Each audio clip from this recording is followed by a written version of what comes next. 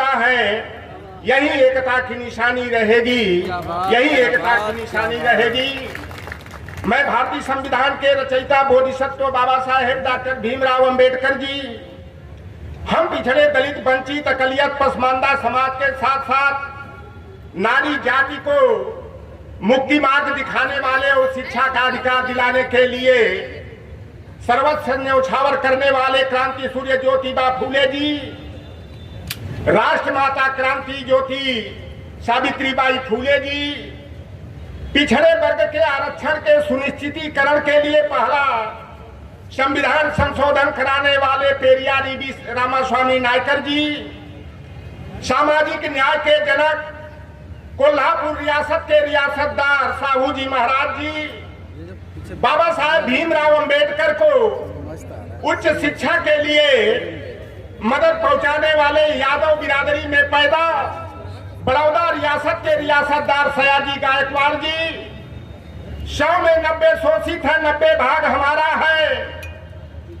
10 का शासन 90 पर नहीं चलेगा, नहीं चलेगा का नारा बुलंद करने वाले बाबू जगदेव प्रसाद कुशवाहा जी, हम पिछड़े वर्ग को 27% सरकारी सेवाओं में आरक्षण की व्यवस्था सुनिश्चित कराने वाले जदुवंशी बिरादरी में पैदा बाबू बिंदेश्वरी प्रसाद मंडल जी, देश के सच्चे जननायक नाई बिरादरी में पैदा जननायक कर्पूरी ठाकुर जी, हम सभी पिछड़े दलित वंचित समाज को अंधकार से प्रकाश की ओर ले जाने वाले स्वामी ब्रह्मानंद लोधी जी, उत्तर भारत के पेरियार ललई सिंह यादव जी, बाबू राम स्वरूप वर्मा जी को नमन करने के साथ साथ नमन करता हूं हम पिछड़े वंचित गरीब गुरबा समाज को वयस्क मताधिकार का अधिकार दिलाने के लिए आंदोलन करने वाले बाबू रामचरण निषाद जी, राम प्रसाद अहिर जी, राजा राम कहार जी, शिवदयाल चौरसिया जी को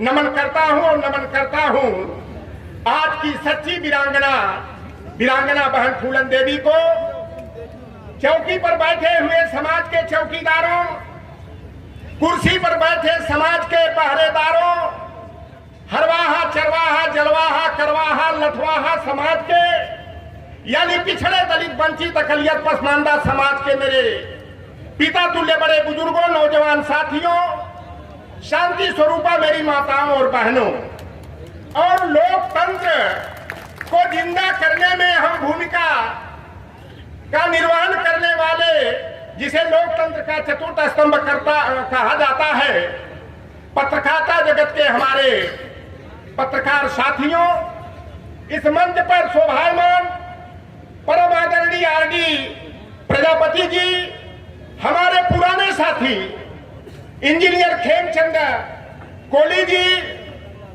कार्यक्रम का कुशल संचालन कर रहे भाई प्रकाश यादव जी, और बहुत ही अच्छे हमारे शुभेच्छु और हमारे पड़ोसी जिले के रहने वाले डॉक्टर आर.एस. यादव जी, गौरव यादव जी, मंच पर बैठे सभी लोगों का मैं, बाबू बंसीलाल चौधरी जी जम्मू कश्मीर से चल करके आए हैं, हमारे पुराने मार्गदर्शक हैं, मैं आप सभी का हृदय की गहराइयों से हार्दिक अभिनंदन वंदन करता हूँ।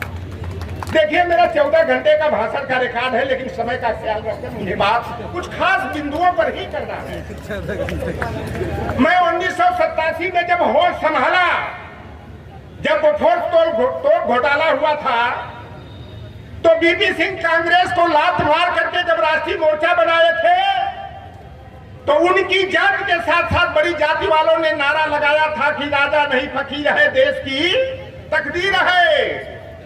और जब 1990 में जनता दल राष्ट्रीय मोर्चा की वाम मोर्चा के सहयोग से सरकार बनी और सामाजिक न्याय के महान योद्धा, हम लोगों को रास्ता दिखाने वाले, पाखंड और अंधविश्वास के विरुद्ध जो है सड़क से लेकर संसद तक लड़ाई लड़ने वाले शरद यादव जी, सामाजिक न्याय के महान सिपाही लालू प्रसाद यादव जी, परम पूज्य नेताजी मुलायम सिंह यादव जी, रामविलास पासवान जी के प्रयास से जब बीपी सिंह की सरकार ने 7 अगस्त 1990 को मंडल कमीशन के तहत 27% आरक्षण अध्यादेश लाने का निर्णय लिया, रातों रात नारा बदल गया था, राजा नहीं रंग है, देश का कलंक है, मान सिंह की औलाद है।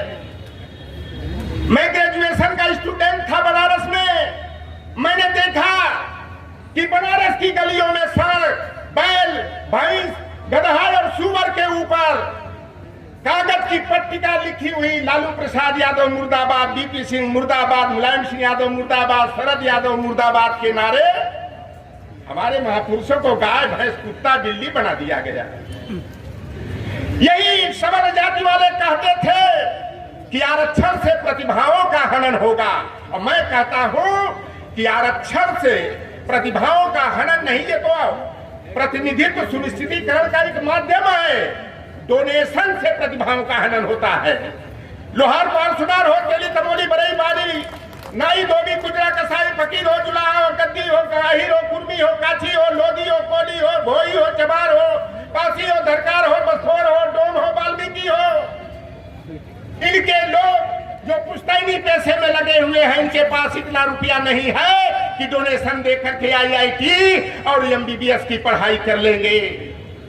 आज कैसी विडंबना है जब मंडल कमीशन के संदर्भ में इंदिरा साहनी बनाम भारत सरकार का निर्णय 16 नवंबर 1992 को आया, तो उसमें आर्थिक आधार पर आरक्षण को नकार दिया गया, और भारतीय संविधान जो बाबा साहेब अम्बेडकर द्वारा लिखा गया उसमें भी पिछड़ेपन का जो मानक है, सामाजिक और शैक्षणिक पिछड़ापन है, न कि आर्थिक पिछड़ापन है। लेकिन यह इंटरनेशनल लॉयर, अंतरराष्ट्रीय महाझूठा, वह बेईमान अपने को पिछड़ी जाति का गरीब माँ का बेटा बताते बताते हम लोगों के पिछड़ों, दलितों, वंचितों, आदिवासियों के वोट पर डकैती डाल करके जो नील श्रृंगार के रूप में देश का प्रधानमंत्री बना हुआ है, जाता है विदेशों में तो कहता है मैं तो गौतम बुद्ध की धरती से आया हूं। अरे बेईमान, भारत में राम के नाम पर राजनीति करते हो, विदेश में हमारे पूर्वज गौतम बुद्ध का नाम लेते हो। यह धर्म की घुट्टी पिला करके हम लोगों को जो है मुख्य धारा से काटने का काम करते हैं। और मैं एक बात बता दूं आपसे, उत्तर प्रदेश में एक घटना हुई, उसका हम लोग चश्मदीद गवाह हैं, और यहाँ पढ़े लिखे लोगों की भीड़ जुटी है। लोक सेवा आयोग का गठन 1951 में हुआ, और उत्तर प्रदेश लोक सेवा आयोग के माध्यम से जो भी PCS की भर्ती हुई, SDM की भर्ती हुई, कभी 86 पद SDM का विज्ञापित ही नहीं हुआ। लेकिन उत्तर प्रदेश में एक प्रोपगंडा कर दिया गया 2013 में। लोक सेवा आयोग की 2011 की PCS भर्ती का परिणाम जब 14 अगस्त 2013 को आया तो 86 में 56 यादव SDM बना दिया। अभी 4-5 दिन पहले आप सुने होंगे जो हमारे पूर्वज के मन से निकल करके आया है मछेंद्र नाथ के, योगी आदित्यनाथ ने गुंडई की भाषा बोलते हुए, सदन में जो है रेतुकार की भाषा बोलते हुए अखिलेश यादव को क्या क्या नहीं कह डाला, और 86 में 56 की बात उभार दिया।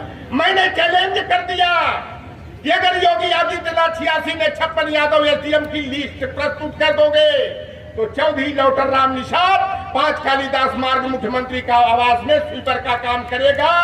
और अगर लिस्ट नहीं दे पाए बेईमान तो तुम्हें जाकर के पौड़ी गढ़वाल में शरण लेना पड़ेगा, या वही गोरखनाथ के मठ में जाकर के सारंगी बजाना पड़ेगा।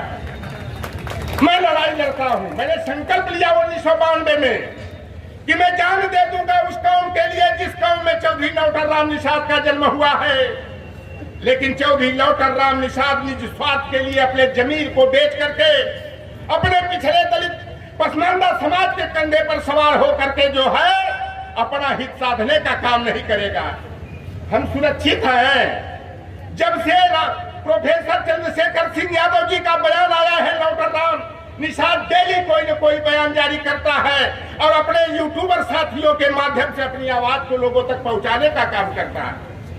हम धन्यवाद देना चाहते। पहले तो दिलीप मंडल का नाम हम लोग देखते थे कि कभी कॉलेजियम की, कभी जनगणना की बात करते थे।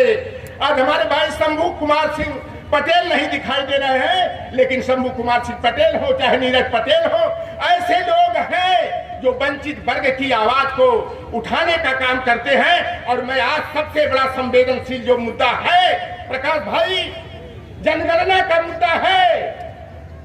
हमारे लोग भारत में पहली बार जो है 1881 में संपूर्ण जातिगत जनगणना के आंकड़े प्रस्तुत किए गए। 1921 में अंतिम बार हुआ, लेकिन देश की आजादी के बाद 1951 की जो जनगणना हुई तो SC ST की जनगणना हुई, लेकिन ओबीसी की जनगणना बंद कर दी गई। और जब 2010 में शरद यादव जी, लालू प्रसाद यादव जी, तमाम हमारे जो नेता थे, मुलायम सिंह यादव जी ने आवाज उठाया, तो UPA 2 की सरकार ने सामाजिक, आर्थिक, जातिगत जनगणना 2011 में कराया।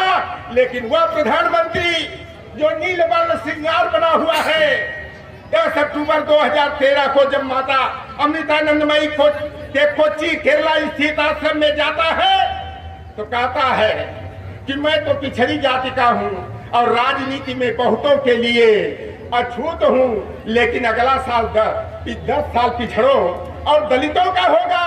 और प्रधानमंत्री बनने के बाद जो 1079 IAS की सूची जारी की गई, आप सभी को मालूम है कि गलत तरीके से क्रीमी लेयर लगा करके हमारे लड़के जो ओबीसी के थे, जाट के, गुर्जर के, लोहार के, पोहार के, मल्लाह के, कुंभी के, काशी के, कुम्हार के IAS बने थे। कड़ी मेहनत करके मुखर्जी नगर नेहरू बिहार में तैयारी करके 314 लड़कों को DOPT के माध्यम से बाहर कर दिया गया।